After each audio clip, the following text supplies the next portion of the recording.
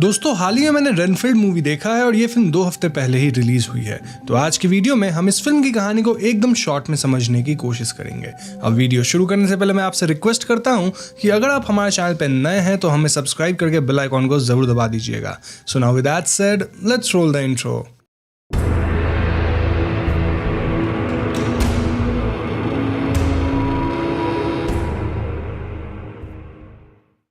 तो फिल्म की कहानी अर्ली 20th सेंचुरी के ट्रांसिल्वेनिया से शुरू होती है, जहां रेनफील्ड नाम का एक इंग्लिश लॉयर काउंट ड्रैकुला से मिलने आता है। दरअसल रेनफील्ड इस उम्मीद में था कि वो ड्रैकुला से कुछ बड़े लैंड वगैरह खरीदवाएगा और बदले में जो ब्रोकरेज मिलेगा उससे वो काफी पैसे बना लेगा। ड्रैकुला यहाँ रेनफील्ड को पार्टी वगैरह में ले जाता है, अपने साथ रखने लगता है और रेनफील्ड भी मना नहीं करता। देखते देखते ड्रैकुला रेनफील्ड को अपनी तरह बना देता है और रेनफील्ड का काम ड्रैकुला को सर्व करने का हो गया। अब रेनफील्ड के पास सुपर स्ट्रेंथ है, सुपर स्पीड है, इमॉर्टैलिटी है, साथ ही वो सूर्य की रोशनी में भी निकल सकता है। उसे उसकी ताकत कीड़े मकोड़े को खाने से मिलती है। तो इसके बाद हमें एक सीन दिखाया जाता है जहां कुछ वैम्पायर हंटर्स ड्रैकुला को मारने आए होते हैं और वो ड्रैकुला को पाउडर का प्रोटेक्शन सर्कल बना के उसमें ट्रैप भी कर लेते हैं। लेकिन ऐन वक्त पे रेनफील्ड आके उस सर्कल को ब्रेक कर देता है, जिससे ड्रैकुला फ्री होकर उन हंटर्स को मार गिराता है। इस हाथापाई में सूर्य की रोशनी ड्रैकुला पे पड़ती है, जिससे वो बुरी तरह जल जाता है, ऑल्दो मरता नहीं है। अब ड्रैकुला को फुल हेल्थ में वापस आने के लिए विक्टिम्स के खून की जरूरत होगी और विक्टिम्स को ड्रैकुला तक लाएगा कौन?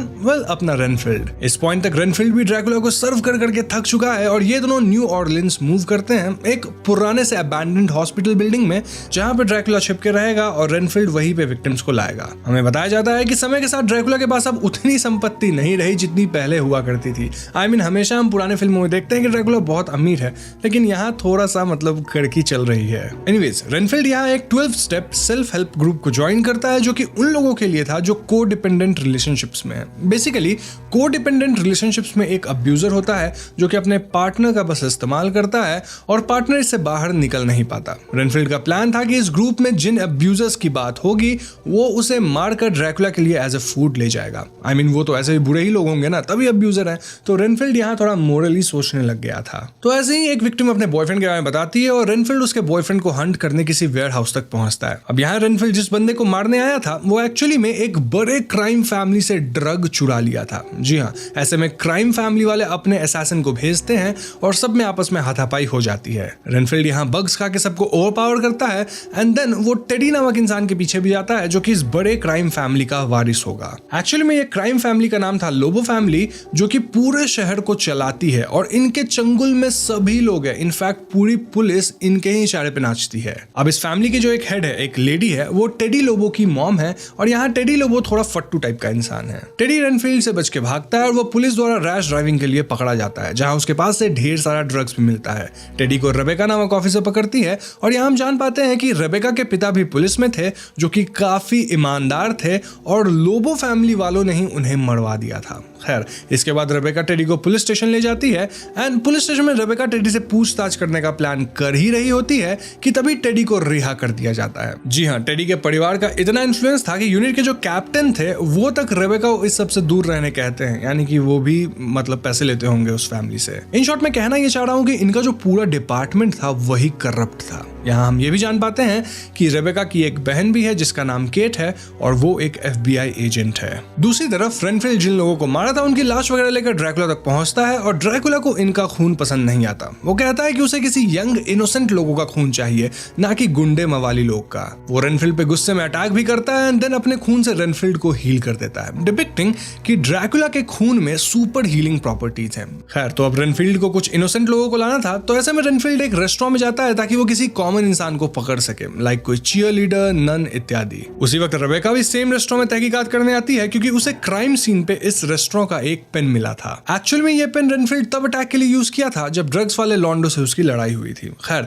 तो रेस्टोरेंट में फिलहाल रेबेका और रेनफील्ड दोनों हैं और तभी यहाँ टेडी अपना पूरा गैंग लेके पहुंच जाता है। जी हाँ, टेडी को शहर के लोगों में डर बिठाना था कि अगर कोई पुलिस उसे अरेस्ट करेगी तो उनको दिन दहाड़े मार दिया जाएगा। और इसी बात को पुख्ता करने के के लिए वो रेबेका को जान से मारने यहाँ आया था। तो ऐसे में यहाँ हाथापाई हो जाती है और रेनफील्ड रेबेका की हिम्मत को देखकर एकदम मंत्रमुग्ध हो जाता है। इसीलिए वो बग्स खा के अपने सुपर स्ट्रेंथ और स्पीड का इस्तेमाल करता है, जिसकी मदद से वो लोबो फैमिली के गुंडों को मार भगाता है। टेडी किसी तरह जान बचा के यहाँ से भागता है एंड देन रेबेका रेनफील्ड से एकदम इंप्रेस हो जाती है और रेनफील्ड भी लोगों से अप्रिशिएशन पाके थोड़ा अच्छा फील करता है। तो इसके बाद Renfield 12 step self help group में जाके कहता है कि कैसे वो एक टॉक्सिक रिलेशनशिप में है और उसका बॉस बस उससे अपना काम निकलवाता है। यहाँ बेसिकली वो ड्रैकुला की बात कर रहा था कि कैसे ड्रैकुला उसे सालों से मतलब सेंचुरी से यूज करता आया है, लेकिन वहां जो बैठे लोग थे ग्रुप में वो लोग इसे कोई नॉर्मल रिलेशनशिप समझते हैं और एडवाइस करते हैं कि रेनफील्ड को रिलेशनशिप से निकलना चाहिए। एक्चुअल पावर रेनफील्ड के पास है, उसके अब्यूजर के पास नहीं। ऐसे में रेनफील्ड अपना एक अपार्टमेंट रेंट करता है, अपना स्टाइल चेंज करता है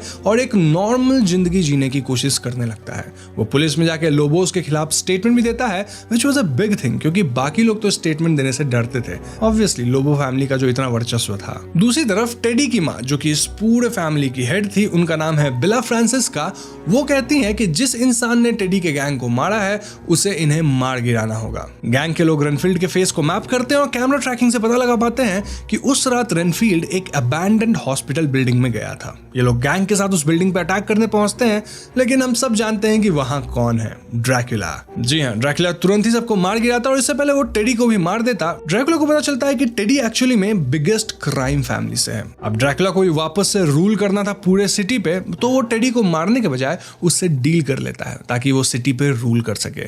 यहाँ ड्रैकुला कहता है कि वो रेनफील्ड को भी सबक सिखाएगा क्योंकि रेनफील्ड उसके खिलाफ जाने की जरूरत किया है। तो ड्रैकुला पहले तो रेनफील्ड के घर जाता है और उसे डराता धमकाता है। अब हम सभी जानते हैं कि ड्रैकुला किसी के घर में बिना परमिशन नहीं घुस सकता, लेकिन रेनफील्ड घर के बाहर वेलकम मैट लगाए हुए था तो मिल गया परमिशन। तो जब ड्रैकुला रेनफील्ड को डरा धमका रहा था तो उसे पता चलता है कि रेनफील्ड एक सपोर्ट ग्रुप में जाता है और वहां उसके कई दोस्त बन गए हैं। तो ऐसे में ड्रैकुला रेनफील्ड से कहता है कि तुम जिससे भी रिलेशनशिप रखोगे मैं उन सब को तुम्हारे सामने मार डालूंगा। ये कहकर ड्रैकुला यहाँ से निकल जाता है और रेनफील्ड दौड़कर अपने सपोर्ट ग्रुप वालों को समझाने के लिए निकलता है कि उन्हें इस जगह को खाली कर देना चाहिए। अब जब तक रेनफील्ड पहुंचता है, ड्रैकुला भी यहाँ पहुंचता है और वो रेनफील्ड के सामने उसके सभी दोस्तों को, यानी जो सपोर्ट ग्रुप में लोग थे, उन सभी को मार डालता है। ये सब कांड करने के बाद ड्रैकुला यहाँ से निकल जाता है और तभी यहाँ रेबेका आती है और वो रेनफील्ड को इतने लाशों के बीच देखकर उसे गिरफ्तार कर लेती है। वो रेनफील्ड को ले ही जा रही होती है कि वहां ढेर सारे करप्ट कॉप्स आते हैं और उनके साथ लोबो फैमिली की हेड बिला फ्रांसिस्का भी थी। यहाँ हमें पता लगता है कि रेबेका पार्टनर भी करप्ट है। वो लोग रेबेका को प्रमोशन वगैरह का लालच देते हैं,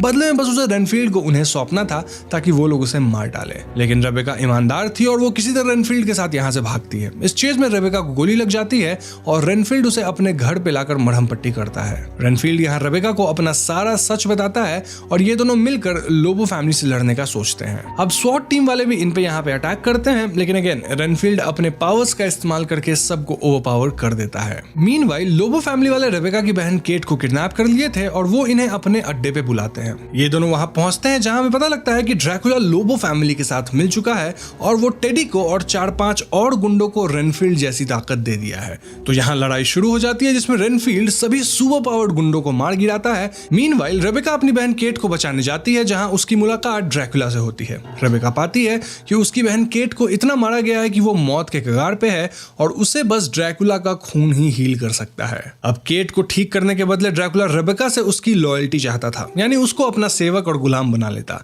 यहाँ रेबेका इसके लिए अग्री करती है, लेकिन एक्चुअली में वो ड्रैकुला को ट्रिक कर रही थी ताकि वो उसे सनलाइट में एक्सपोज कर दे। ये सब समझते ही ड्रैकुला यहाँ से निकल जाता है और फिर उसकी लड़ाई बेसमेंट में रेबेका और रेनफील्ड से होती है। इस लड़ाई में ड्रैकुला इन्हें ओवरपावर कर रहा था, लेकिन रेबेका यहाँ ड्रग्स के पाउडर का इस्तेमाल करके प्रोटेक्शन सर्कल बनाती है और लैटिन में चैंटिंग्स करती है जिससे ड्रैकुला इसमें फंस जाता है। हमें बताया जाता है कि पाउडर कुछ भी हो सकता है, मतलब जरूरी नहीं कि सॉल्ट या उस तरह का कुछ होना चाहिए, ड्रग्स भी काम करता है। इसके बाद रेनफील्ड और रेबेका मिलकर ड्रैकुला को पीस पीस में काट देते हैं और इन पीसेस को कंक्रीट में तब्दील कर देते हैं ताकि ड्रैकुला वापस जिंदा ना हो पाए। बेसिकली ये पीस जुड़ के वापस से ड्रैकुला होता है ना, अपने आप को हील नहीं कर पाए। फिर ये दोनों इन कंक्रीट पीसेस को ड्रेनेज वगैरह में फेंक देते हैं। इस पॉइंट पे रेनफील्ड ड्रैकुला का काफी खून ले लिया था जिसकी मदद से केट बच पाती है। साथ ही रेनफील्ड अपने सपोर्ट ग्रुप वाले लोगों को भी जिंदा कर देता है इसी खून की मदद से। सपोर्ट ग्रुप वाले लोग बेसिकली मर के वापस आ गए हैं, यानी उन्होंने आफ्टर लाइफ देख लिया है, विच वाज नॉट गुड।